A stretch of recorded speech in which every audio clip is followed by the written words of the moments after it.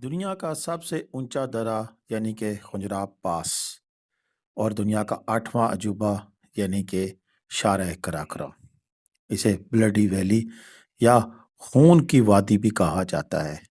آج کی ویڈیو اسی بارے میں ہوگی کہ جس میں ہم آپ کو بتائیں گے کہ یہ دنیا کا 8واں عجوبہ جو پاکستان اور چائنا کو آپس میں ملاتا ہے اور دنیا کا سب سے ہائٹ پر دنیا کا سب سے اونچا درہ ہے، یعنی کہ بائی پاس ہے جسے خنجراب پاس کہتے ہیں، جو کہ دو ملکوں کو آپس میں ملاتا ہے۔ یہ کہاں سے شروع ہوتا ہے، اس کی کہانی کیا ہے، کوشش میں کروں گا کہ آپ کو پوری مکمل معلومات فراہم کر سکوں۔ ویڈیو میں ہو سکتا ہے ربط باقی نہ ہو، کیونکہ یہ ہمارے ایک سبسکرائبر نے بھیجی ہیں، کون ہے ان کے بارے میں بھی آگے چل کے بتائیں گے۔ السلام علیکم ورحمۃ اللہ وبرکاتہ۔ اللہم صلی علی محمد وعلی آل محمد کما صلیت علی ابراہیم وعلی آل ابراہیم انک حمید مجید۔ اللہم بارک علی محمد وعلی آل محمد کما بارکت علی ابراہیم وعلی آل ابراہیم انک حمید مجید۔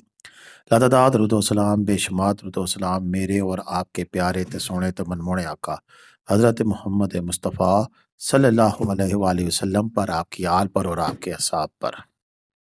جی دوستو، یہ ویڈیو میں طیب نذیر صاحب نے بھیجی ہیں، جو کہ اپنے والد گرامی محترم نذیر صاحب کے ساتھ اور اپنی فیملی کے ساتھ، بچوں کے ساتھ اس وقت اسکردو ہنزا وادی ہنزا کے دورے پر ہیں۔ اور وادی ہنزا کا یہ لاجواب موسم، جب خزاں میں پت جھڑ ہوتا ہے تو پھر یہ خوبصورت ترین مناظر آپ کو دیکھنے کو ملتے ہیں، اور ایسے اس موسم میں اس وادی کا سفر ناقابل تردید یہ کہہ سکتے ہیں کہ یا یادگار سفر بن جاتا ہے، جس کے بارے میں الفاظ کہنا مشکل، لکھنا اس سے بھی مشکل، اور بتانا تو پھر کیا کہہ سکتے ہیں۔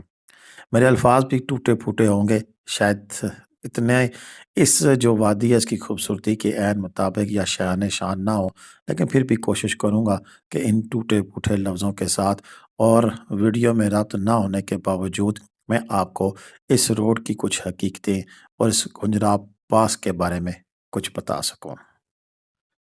دوستو، خنجراب پاس عظیم قراقرم کے پہاڑی سلسلے میں واقع ہے، اور یہ دنیا کی بلند ترین پختہ بین الاقوامی سرحد پار کرنے کی گزرگاہ ہونے کا اعزاز رکھتا ہے۔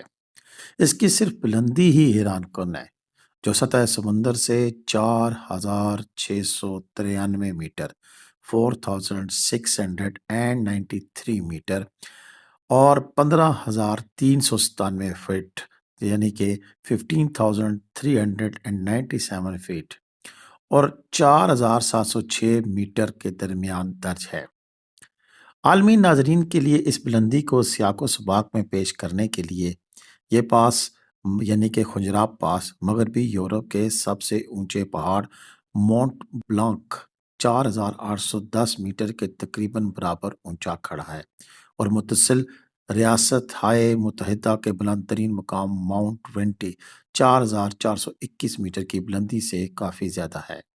یہ بلندی ایک مستقل اور سخت حقیقت ہے جو اس سفر کی تعریف کرتی ہے اور اکثر مسافروں کو بے دم کر دیتی ہے۔ جغرافیائی حقائق میں ڈرامائی تاریخ اور خطے کی ایک تہہ ڈالتے ہوئے پاس کا مقامی نام ہے۔ خنجراب مقامی واخی زبان سے اخذ کیا گیا ہے، جہاں خون کا مطلب خون اور جرو یعنی کہ خون سے مطلب خون ہے، اور خنجراب کا مطلب یعنی ندی یا چشمے کا پانی ہے۔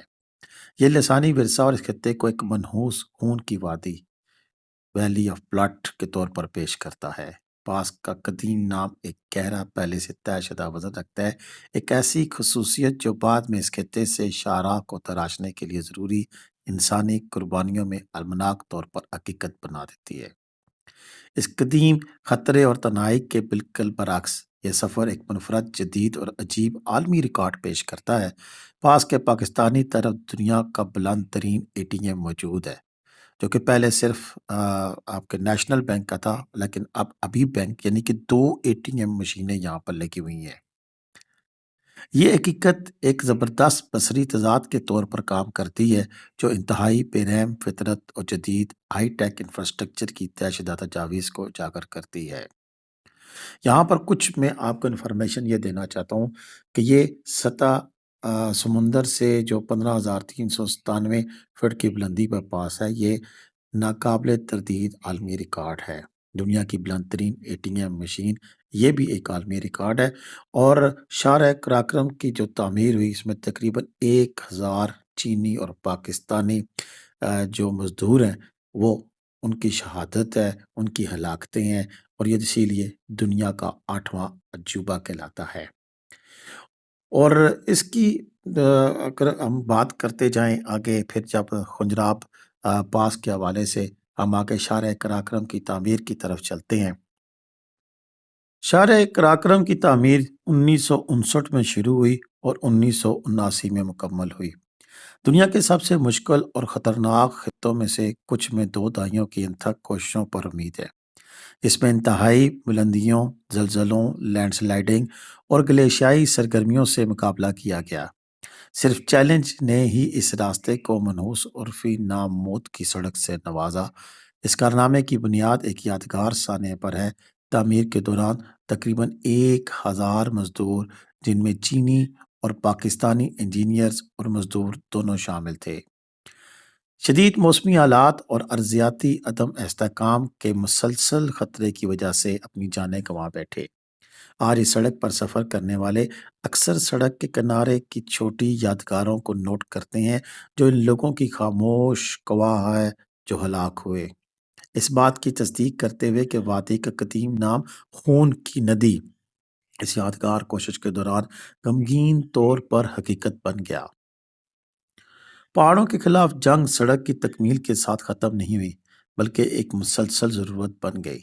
اس جاری جدوجہد کی ایک اہم مثال 2010 میں اس وقت پیش آئی جب سرحد کے قریب ایک بڑے زلزلے نے بڑے پیمانے پر لینڈ سلائڈنگ کو متحرک کیا، جس نے دریائے سندھ کو بند کر دیا اور بدنام زمانہ عطا آباد جھیل کی تشکیل کا باعث بنی۔ بدنام زمانہ اس لیے کہ یہ جھیل جب بنی تو اس میں کئی گاؤں جو سے ہیں وہ جھیل پرت ہو گئے۔ اس قدرتی آفت نے شاہراہ قراقرم کے اہم حصوں کو ڈبو دیا، پاکستان اور چین کے درمیان رابطہ منقطع کر دیا اور تمام گاڑیوں کے ٹریفک کو عارضی بارچز پر انحصار کرنے پر مجبور کر دیا۔ ایسا اکثر ہوا، ریگولر ہوا کہ یہاں پر جانے والے لوگ پھر عطا آباد جھیل میں جو وہاں کی کشتیاں تھیں ان کے اوپر گاڑیاں لاد کر اس کو کراس کرتے رہے۔ خیر، اس بحران کا جواب انجینئرنگ کا ایک جدید معجزہ بن گیا، جو شاہراہ قراقرم کی دیرپا اسٹریٹجک اہمیت کو ثابت کرتا ہے۔ 2012 سے 2015 کے درمیان 24 کلومیٹر کا بائی پاس، جس میں سرنگوں اور پلوں کا ایک سلسلہ شامل تھا، $275 ملین کی لاگت سے تعمیر کیا گیا۔ اس بڑے پیمانے پر دوبارہ ترتیب میں 5 سرنگیں شامل تھیں، جن میں سب سے لمبی 3,360 میٹر تک پھیلی ہوئی تھی، اور دریائے ہنزا پر 1,480 میٹر لمبا پل تھا۔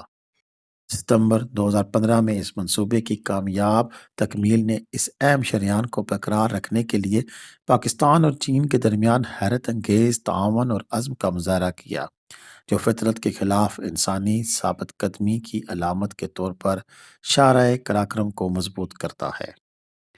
مسلسل زیادہ لاگت والی دیکھ بھال اور تیزی سے جدید کاری جیسا کہ عطا آباد بائی پاس اس بات کی نشاندہی کرتی ہے کہ شاہراہ قراقرم محض ایک تاریخی واقعات نہیں ہے، یہ انفراسٹرکچر کا ایک فعال طور پر منظم اہم حصہ ہے۔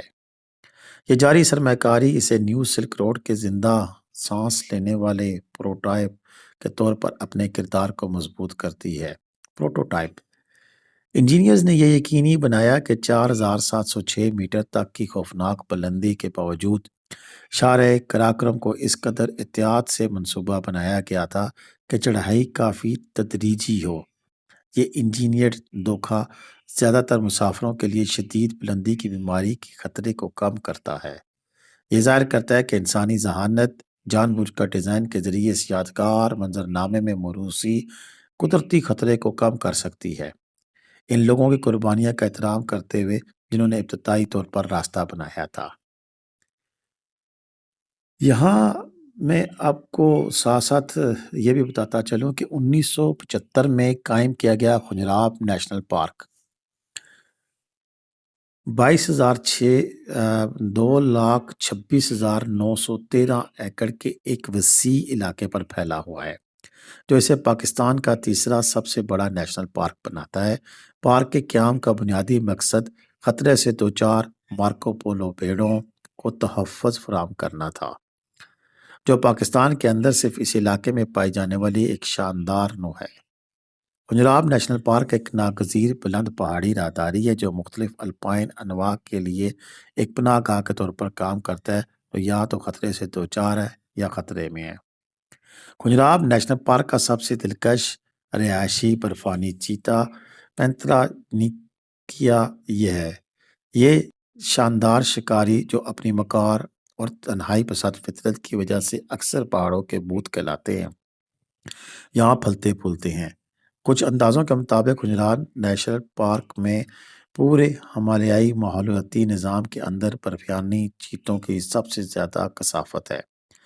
یہ نوع عالمی سطح پر شدید خطرے سے دوچار ہے، جس میں کل جنگلی آبادی کا اندازہ غیر یقینی طور پر 4,500 سے 6,500 کے درمیان لگایا گیا ہے۔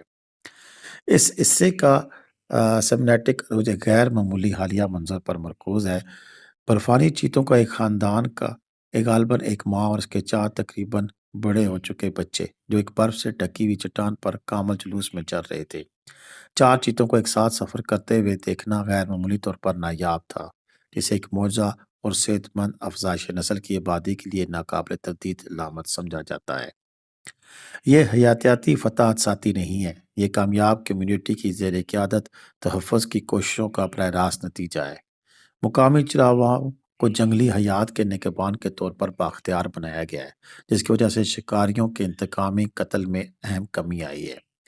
کمیونٹی نے ایک اہم تبدیلی سے گزری ہے، اب وہ تحفظ کے اوزار جیسا کہ کیمرہ ٹریپس کو اپنا رہی ہے، جنہیں کبھی شک کی نگاہ سے دیکھا جاتا تھا۔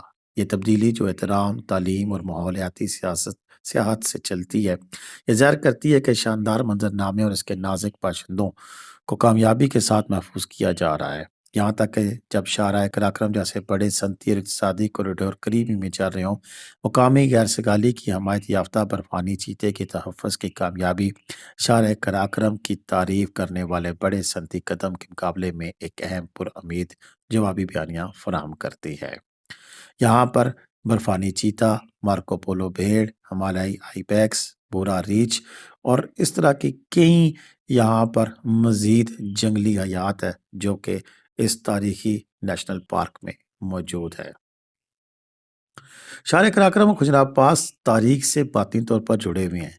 اس سڑک کو اکثر قدیم شاہراہ ریشم کے راستے کی پیروی کرتے ہوئے بیان کیا جاتا ہے، جو کھردری زمین کے ذریعے اقوام کو جوڑتی ہے اور تاریخوں کو پل بناتی ہے۔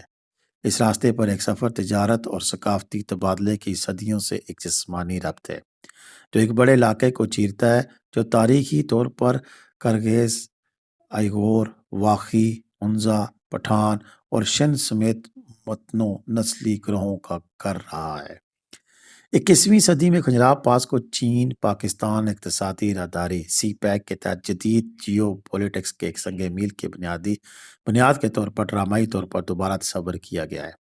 یہ پاس سی پیک کے لیے ایک اہم گیٹ وے کے طور پر کام کرتا ہے، جو چین کے مغربی صوبے سنکیانگ کو پاکستان کی جنوبی گوادر بندرگاہ سے اسٹریٹجک طور پر جوڑتا ہے۔ یہ شریان تجارت، مواصلات اور اقتصادی تبادلے کے اہم چینلز کو آسان بناتی ہے، جس سے وسطی ایشیا سمیت وسیع خطے کو اہم فوائد حاصل ہوتے ہیں۔ سیاسی ارادے اور انجینئرنگ کے عزم کا ایک اہم مظاہرہ پاس کے کاموں کو سال بھر تک بڑھانے کا اسٹریٹجک فیصلہ رہا ہے۔ تاریخی طور پر پاس برفباری کی وجہ سے تقریباً 4 ماہ نومبر سے مارچ تک بند رہتا تھا۔ سال بھر کے آپریشن کا حالیہ نفاذ ایک بڑی تبدیلی کا اشارہ دیتا ہے، جو اس بات کی نشاندہی کرتا ہے کہ سی پیک تجارت کا حجم اور اہم نوعیت اب موسم سرما تک رسائی کو برقرار رکھنے کے لیے بے پناہ لاجسٹک چیلنج اور لاگت سے کہیں زیادہ ہے۔ یہ تبدیلی مؤثر طریقے سے ایک موسمی جغرافیائی رکاوٹ کو ایک مستقل، انتہائی فعال تجارتی راستے میں بدل دیتی ہے، جو دونوں ممالک کے درمیان بڑھتے ہوئے اقتصادی اور اسٹریٹجک اتحاد کو اجاگر کرتی ہے۔ اب یہ درہ سال کے 12 مہینے کھلے رکھنے کی پوری کوشش کی جاتی ہے۔ مستقبل کی طرف دیکھتے ہوئے یہ کوریڈور اور اس سے زیادہ جدید کاری کے لیے تیار ہے۔ سی پیک کے طویل مدتی منصوبوں میں 682 کلومیٹر طویل خنجراب ریلوے لائن کی جو تعمیر ہے وہ شامل ہے۔ یہ ریلوے تقریباً شارع قراقرم کے متوازی چلے گی، جو پاکستان میں حویلیاں کو پاس سے جوڑے گی، جس میں چین کی لانشین ریلوے میں کاشغر سنکیانگ تک ایک توسیع شامل ہے۔ یہ بڑے پیمانے پر انفراسٹرکچر کی ترقی، جس کی 2030 تک مکمل ہونے کی توقع ہے، اعلیٰ صلاحیت والی لاجسٹک کی طرف ایک اسٹریٹجک تبدیلی کی نشاندہی کرتی ہے، جو پاکستان کے شمالی علاقوں کو بین البراعظمی تجارت کے ایک اہم مرکز اور عالمی طاقت کے پروجیکشن میں ایک اہم موڑ کے طور پر مزید مضبوط کرے گی۔ یہاں پر میں ساتھ ساتھ آگے آپ کو یہ بھی بتاتا چلوں کہ حتمی چڑھائی اور خنجراب پاس کو عبور کرنے کا عمل سفر کا ایک داخلی نتیجہ فراہم کرتا ہے، جو پہاڑوں کے مشترکہ جسمانی چیلنج کو دو اقوام کی الگ ثقافتی اور سیاسی حقیقتوں سے متصادم بھی کرتا ہے۔ اس بلندی پر کام کرنے کا جسمانی عذاب گہرا ہے۔ خنجراب کے پاس تقریباً 4600 میٹر پر واقع ہے اور شارع قراقرم کے پورے حصے میں سڑک کا ایک اہم حصہ 3500 میٹر سے اوپر رہتا ہے۔ اگرچہ شارع قراقرم کی تدریجی انجینئرنگ علامات کو کم کرنے میں مدد کرتی ہے، بہت سے مسافر اب بھی بلندی کی بیماری کا خطرہ مول لیتے ہیں۔ ماحول اتنا مطالبہ کرتا ہے کہ امیگریشن پوسٹ اکثر پریشانی کا سامنا کرنے والے مسافروں کے لیے ویٹنگ رومز میں آکسیجن ماسک فراہم کرتی ہیں۔ سفر کی تیاری میں زیادہ سیالپن اور بلندی کی دوا لے جانا شامل ہے۔ یہ جسمانی حدبندی سخت سیاسی تضاد کی لکیر بھی ہے۔ سرحد عام طور پر پیر سے جمعے تک کھلی رہتی ہے اور سرحد پار کرنے کے طریقہ کار میں صبر کی ایک اضافی خوراک کی ضرورت ہوتی ہے۔ خاص طور پر چینی حکام کی طرف سے عائد سخت پروٹوکول کی وجہ سے چین میں داخل ہونے والوں میں سخت معائنہ کے اقدامات شامل ہیں۔ بیگوں کا ایکس رے کیا جاتا ہے اور کھولا جاتا ہے اور ذاتی الیکٹرانک آلات بشمول فون، کمپیوٹر اور کیمرے کسی بھی فائل کے لیے مکمل معائنے کے تابع ہے، جنہیں چینی حکومت کے لیے قابل اعتراض یا ممکنہ طور پر ناگوار سمجھا جاتا ہے۔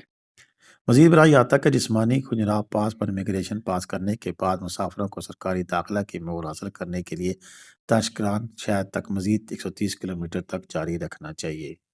یہ سخت پروٹوکول پاکستان کی طرف مسافر کے جذبے کے ساتھ تضاد میں کھڑا ہے۔ اکاؤنٹس اکثر مقامی لوگوں کے ساتھ تعامل پیدا ہونے والی غیر متوقع مہربانیوں ناقابل فراموش کہانیوں کو اجاگر کرتے ہیں۔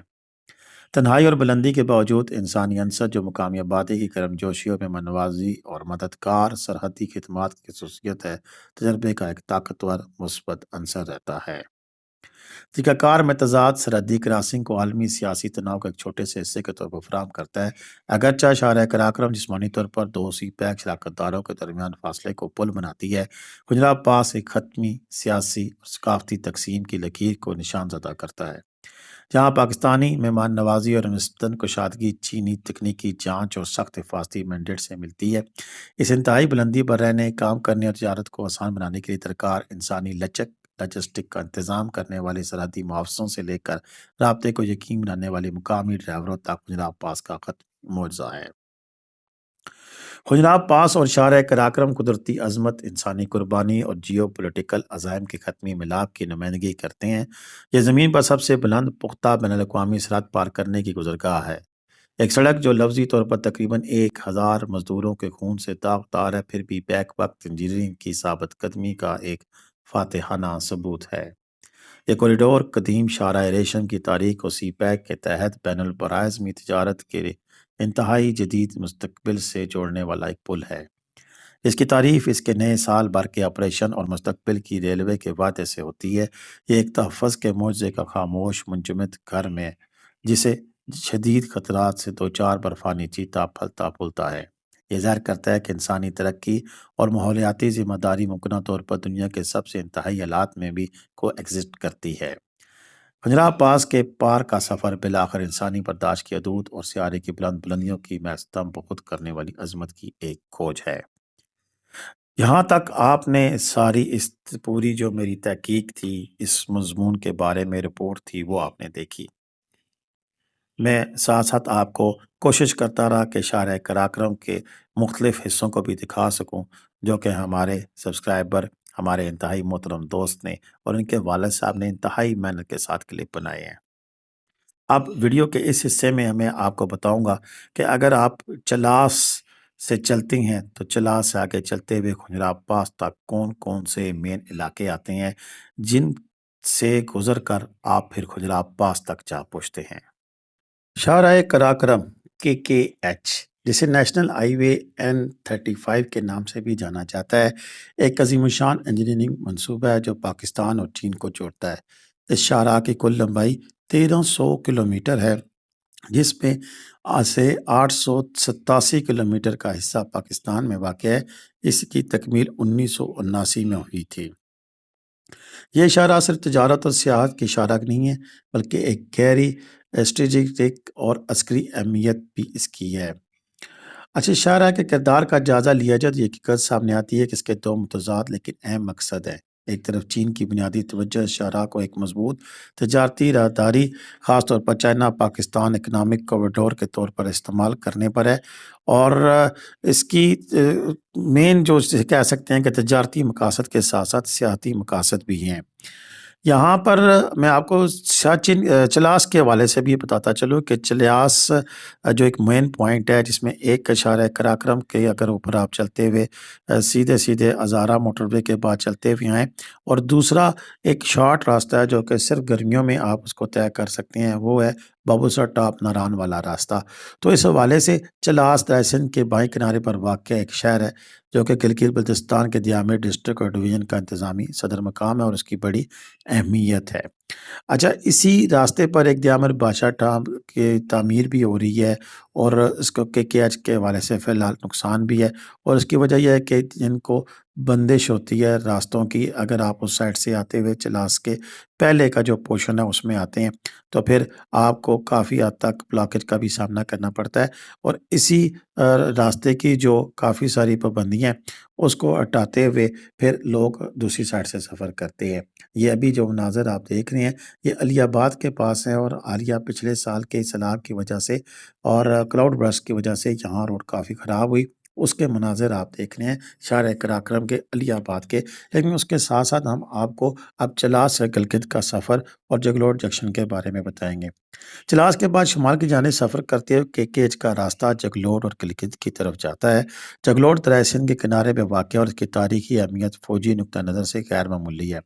یہ قصبہ 1984 سے 2003 کے دوران سیاچن گلیشیئر تنازع کے دوران پاکستانی فوج کے لیے ایک انتہائی اہم لاجسٹک اور عسکری بیس رہا ہے۔ دریا سندھ کے پار پونجی واقع ہے جو ماضی میں ریاست جموں کشمیر کی فوجی قوتوں کا ریجن مقام ہوا کرتا تھا۔ جگلوٹ کی حیثیت صرف نقشے پر ایک قصبے کی نہیں بلکہ غیر اعلانیہ فوجی لاجسٹک ٹول کی ہے۔ اس کی اہمیت KKH کی بنیادی اسٹریٹجک افیت کو تقویت دیتی ہے۔ گلگت وادی گلگت بلتستان کا دل ہے اور اس خطے کا سب سے بڑا اقتصادی، انتظامی اور ثقافتی مرکز ہے۔ یہ دنیا کی 27ویں بلند ترین چوٹیوں تک رسائی کا گیٹ وے ہے، جن میں راکا پوشی بھی شامل ہے۔ گلگت شہر سیاحوں اور ایڈونچر کے شائقین کے لیے ایک اہم ہب ہے، اور اس کا جغرافیائی تنوع اس کی معیشت کی مضبوطی کی وجہ سے ہے۔ شہر کے قریب متعدد تاریخی اور سیاحتی مقامات موجود ہیں۔ ان میں کارگاہ بدھا جو گلگت سے تقریباً 10 کلومیٹر کے فاصلے پر ہے، 7ویں صدی کا قدیم چٹانی نقش ہے، اور یہ خطے کے بدھ مت کی ماضی کی یادگار ہے۔ اسی طرح دنیور سسپینشن برج دنیور کو گلگت سے جوڑتا ہے اور قراقرم رینج اور دریائے گلگت کا شاندار نظارہ پیش کرتا ہے۔ اچھا، اس میں گلگت کی جو اقتصادی ساخت ہے وہ KKH پر ٹرانزٹ پر منحصر نہیں ہے۔ یہاں ہوائی اڈہ بھی ہے، انتظامی دفاتر اور گلگت کی وادیوں تک رسائی ہے، جس میں نلتر وادی بھی ہے جو کہ 34 کلومیٹر جھیلوں اور اسکینے کے لیے مشہور ہے، اور باغروٹ وادی بھی پھلوں کے باغات اور گلیشیئرز شامل ہیں۔ اچھا، اس کے علاوہ اگلے حصے کا ہم بات کریں تو پھر وہ وادی ہنزہ ہے۔ گلگت سے شمال کی طرف شاہراہ قراقرم وادی ہنزہ میں داخل ہوتی ہے، جو اپنی خوبصورتی اور مضبوطی ثقافتی ورثے کے لیے مشہور ہے۔ یہ جس کی اب راستہ آپ دیکھ رہے ہیں یہ اسی کی بات کرتا ہوں۔ علی آباد ہے جو کہ KKH پر کلیدی حیثیت رکھتا ہے۔ یہیں پر پھر وادی ہنسا سے راکا پوشی، جسے کوہر کی ماں بھی کہا جاتا ہے، کا نظارہ کرنا ایک اہم سیاحتی تجربہ ہے۔ راکا پوشی 7788 میٹر 25,551 فٹ بلند ہے، اور دنیا کی 27ویں بلند ترین چوٹیوں میں اس کا شمار ہوتا ہے۔ گلمرگ قصبے میں واقع سیاحتی مقام کو راکا پوشی کا زیرو پوائنٹ کہا جاتا ہے، جو اس پہاڑ کا سب سے قریبی اور واضح نظارہ فراہم کرتا ہے۔ اچھا، یہیں پر اس کی میں مزید ڈیٹیل پھر کبھی بیان کروں گا، لیکن یہاں پر کریم آباد، بلتیت اور التیت قلعوں کا تاریخی جو ہے وہ یہاں پر موجود ہے تاریخی طور پر۔ کریم آباد وادی انزا کا ثقافتی دارالحکومت اور سب سے زیادہ سیاحوں کو راغب کرنے والا قصبہ ہے۔ یہاں دو تاریخی قلعے بھی موجود ہیں جو ہنزا کی قدیم ریاست کے حکمرانوں کی رہائش گاہ رہے ہیں۔ ان میں التیت فورٹ اور بلتیت فورٹ ہے۔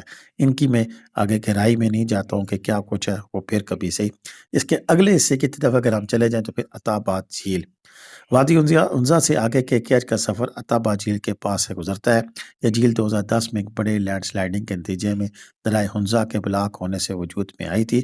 اس حادثے نے شاہراہ کے ایک بڑے حصے کو ڈبو دیا، جس سے پاک چین تجارت میں شدید تعطل پیدا ہوا، اور پھر اسے دوبارہ سے بحال کیا گیا، اور بحال کرتے ہوئے پھر اس پہ بہت ساری ٹنلز بنائی گئی، پل بنائے گئے، اور 2015 میں دوبارہ سے عوام کے لیے اس راستے کو کھول دیا گیا۔ اسی کے راستے میں آگے پاسو اور حسینی سسپینشن برج بھی ہیں۔ جی ہاں، عطا آباد سے آگے شمال میں مسافر پاسو پہنچتے ہیں، جو اپنے شاندار مناظر کے لیے مشہور ہے۔ یہاں کی نمایاں جغرافیائی خط و خال میں سویاں نما پاسو کونس شامل ہے، جو کہ KKH کے سب سے زیادہ فوٹوجینک مناظر میں سے ایک ہے۔ پاسوں کے قریب حسینی سسپینشن برج واقع ہے، جو دریائے ہنزا کے اوپر معلق ہے۔ یہ پل تقریباً 635 فٹ 194 میٹر لمبا اور لکڑی کے تختوں کو 6 مرکزی رسیوں کے ذریعے تھاما گیا ہے۔ اس کی منفرد ساخت میں تختوں کے درمیان بڑے فاصلے شامل ہیں، جو ہوا سے ہونے والی لرزش کو کم کرنے کے لیے ڈیزائن کیے گئے ہیں۔ اس کی غیر معمولی اور سنسنی خیز فطرت کی وجہ سے امریکی ٹریول میگزین نے 2013 میں اسے دنیا کے خطرناک ترین پلوں میں شامل کیا تھا۔ سیاح کو اسے عبور کرتے وقت حفاظتی تدابیر کی ہدایت کی جاتی ہے۔ اسی کا اگلا جو حصہ ہے وہ ہے سست سرحد کا گیٹ وے اور ڈرائی پورٹ۔ سست پوسٹ بلائی ہنسا کے علاقے کو جال میں واقع ہے، آخری پاکستانی قصبہ ہے۔ یہ قصبہ 2800 میٹر 9186 فٹ کی بلندی پر واقع ہے۔ سست کی اہمیت اس کے جغرافیائی مل وقوع میں پناہ ہے۔ یہ وہ نقطہ ہے جہاں سے تمام مسافر اور کارگو ٹریفک پاکستان چین سرحد کو عبور کرتا ہے۔ یہاں پاکستانی امیگریشن اور کسٹمز کے دفاتر موجود ہیں، جو اسے سرحدی کلیئرنس کا مرکزی مرکز بناتے ہیں۔ اچھا، اس میں ایک اور بھی اگر آپ یہاں کو بات کرتے چلیں اس کے حوالے سے کہ یہاں پر کون سی ٹریڈ ہوتی ہے، یہ سست بازار کے آپ مناظر دیکھ رہے ہیں۔ یہاں پر اکثر آپ کو چائنا کی سوغات پر مشتمل، چائنا کی پروڈکٹس پر مشتمل بازار ملتا ہے، جو کہ وہاں سے لوگ تجارت کر کے لاتے ہیں۔ اور یہاں پر میں ایک اور چیز بھی بتاتا چلوں کہ یہاں کے جو مقامی لوگ ہیں انہیں کے پاس چائنا جانے کے لیے کارڈز موجود ہیں، یعنی کہ وہ ویزے سے مستثنی ہے۔ وہ لوگ وہاں سے جا کر پھر چیزیں لا کر یہاں بیچتے ہیں، اور کافی حد تک انہیں ڈیوٹیز اور کسٹم کی چھوٹ بھی حاصل ہوتی ہے۔ اس لیے یہ بازار سستا بھی مانا جاتا ہے کسی حد تک۔ مجھے تو نہیں لگا تھا، لیکن لوگ کہتے ہیں کہ یہ سستا ہے، لیکن اس میں کس حد تک صداقت ہے اس کے بارے میں کچھ نہیں کہا جا سکتا۔ سو ٹرائی پورٹ یہ جو سفر ہے یہاں پر ختم ہوتا ہے، اس کے ساتھ پھر آگے کے لیے اگر ہم چلیں تو پھر چلاس کے قریب بات کرتے چلیں تو چلا کے داسور جامر بادشاہ کی تعمیر کے آج کے متبادل سیکشن کی تعمیر کو تیز کرنا ناگزیر ہے۔ یہ وہ چیزیں ہیں کہ جو کہ آپ کو کرنی چاہیے، اور آگے چل کر یعنی کہ شاہراہ قراقرم کا جو اصل حسن ہے وہ بحال ہو سکتا ہے۔ شاہراہ قراقرم کا چلا سے کھنجراب تک کا راستہ اپنی نوعیت کا ایک منفرد عالمی انفراسٹرکچر ہے۔ یہ راستہ اسٹریٹجک ضرورت کو جیو اکنامک موقع اور قدیم ثقافتی ورثے کے ساتھ جوڑتا ہے۔ اس کی مکمل صلاحیت کا ادراک کرنے کے لیے ضروری ہے کہ پاکستان لاجسٹک رکاوٹوں جیسا کہ چلاس میں ڈیم کے اثرات کو دور کرنے، تجارتی راہداری پر انتظامی کارکردگی بڑھانے اور مقامی معیشت کو سرحد پار تجارت کے فوائد میں براہ راست شریک کرنے پر توجہ دے کر اس کو KKH کی پائیدار ترقی کے لیے حکومتی منصوبوں میں ترقیاتی فوائد کے ساتھ ساتھ ثقافتی اور ماحولیاتی تحفظ کو یکساں اہمیت دینا واقعی اہم ضرورت ہے۔ دوستوں، ہم نے کوشش کی کہ ہم نے تمام پہلوؤں کو 2-3 رپورٹس کو یکجا کر کے آپ تک پہنچایا جائے۔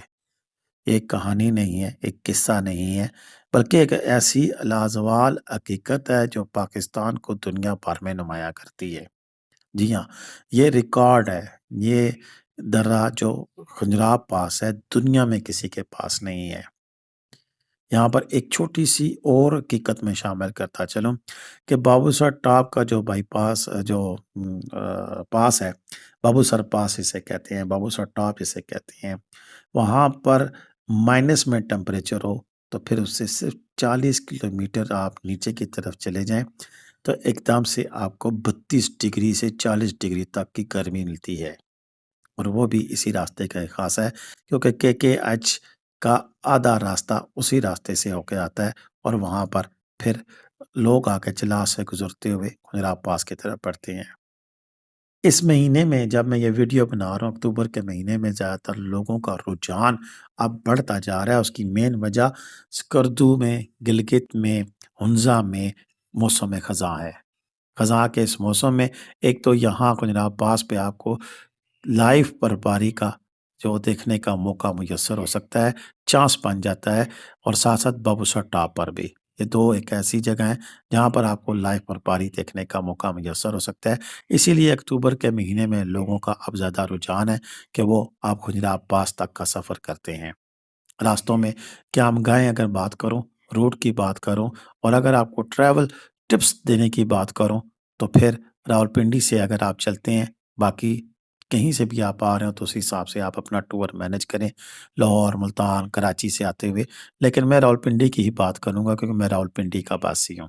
पिंडी से आते हुए अगर आपने इस खुजराब पास तक आना है, तो सबसे पहले स्टे आपको नारान में करना पड़ेगा।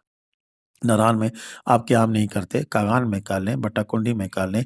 लेकिन इस वक़्त चूँकि अक्टूबर के महीने की बात हो रही है, तो अक्टूबर में बेहतर तो मौज़ू यही है कि आप कागान या नारान में क़याम करें, क्योंकि आप पिंडी से निकलते हैं तो आपको 6 घंटे का सफ़र दरकार है नारान तक का। नारान में या कागान में क़याम करने से एक तो आपको सफ़री थकावट कम हो जाएगी, दूसरा यहाँ की वादी की खूबसूरती देखने का आपको मौका मुयस्सर होगा। अक्सर लोग बालाकोट में ही क़याम कर लेते हैं, लेकिन मैं उसे कुछ मुनासिब नहीं समझता हूँ, क्योंकि बालाकोट और पिंडी का मौसम यकसा है। इसी तरह आप दूसरे दिन सुबह उठते हैं, तो फिर आप नारान या कागान से होते हुए आप बाबूसर टॉप की तरफ चल पड़ते हैं। यहाँ पर ज़हन में रखें कि इन दिनों में बाबूसर टॉप सुबह 8 बजे से लेके शाम 6 बजे तक खुला होता है। फिर वहाँ से जाते हुए फिर आप चलास और चलास से होते हुए गिलगित। और अगर आप सुबह सवेरे निकलते हैं नारान से तो आप अलियाबाद आसानी शाम तक पहुंच सकते हैं। मैं खुद इसी रास्ते से गया हूँ और सुबह हम निकले थे और शाम को बआसानी तकरीबन 3 से 4 बजे अलियाबाद पहुंच चुके थे। रास्ते में कोई रुकावट ना हो या कोई टूट-पच या कोई प्रोटेस्ट ना हो रहा हो, क्योंकि इस रोड पे अक्सर प्रोटेस्ट हो रहे होते हैं, तो फिर आप बआसानी अलियाबाद में पहुँच सकते हैं। अलियाबाद, करीमाबाद मुख्तलिफ़ किस्म के अच्छे से अच्छे और नॉर्मल से नॉर्मल होटल मौजूद हैं, जैसा कि नारान में है। यहाँ पर इस मौसम में नारान समेत अलियाबाद, करीमाबाद में ऑफ सीज़न प्राइस पर आपको बेहतरीन होटल मिल सकते हैं। ये मनाज़र जो इस वक़्त देख रही हैं, ये उस एटीएम की मशीन की हैं, जो कि पंजाब पास पर नस्ब है और यहाँ अब सिर्फ़ नेशनल बैंक की नहीं, बल्कि हबीब बैंक की भी एटीएम मशीन मौजूद है। बात कर रहा था मैं अलियाबाद या करीमाबाद रात क़याम की, तो वहाँ से फिर आप दूसरे दिन सुबह अगर निकलें, तो खुजराब पास और इसके खूबसूरत तरीन इलाकों का नज़ारा करते हुए रात वापस आप करीमाबाद या अलियाबाद वापस आ सकते हैं।